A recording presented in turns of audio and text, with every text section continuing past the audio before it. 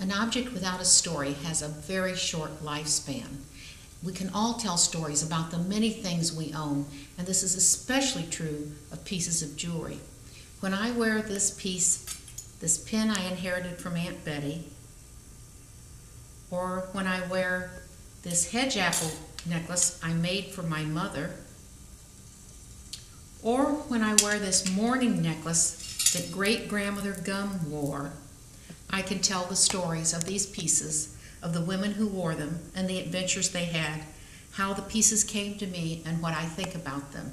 They all have stories, and because they have stories, they live on. Their stories get told when they're worn, their stories get passed on when the jewelry gets passed on, and therefore these pieces of jewelry have a very long lifespan.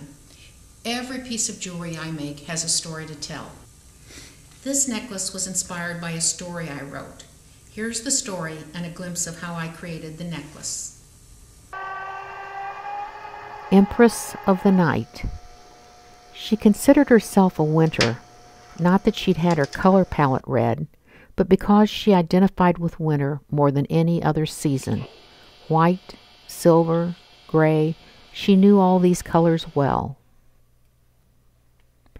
82 years of life had worn the sharp edges off her attitude and her body. Now she was more smooth and rounded, like the drifts of snow.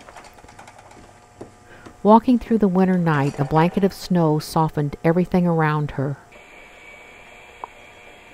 With careful steps, she moved through shadows into moonlight again and again, each mound of snow or branch of tree edged in moonlight.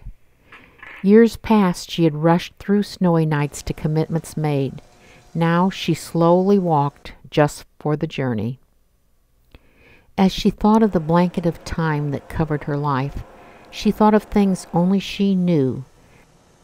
That blanket covered all the victories and disappointments that had brought her to this point. And so she decided she would think of all the bright and shining moments that still shone under the blanket.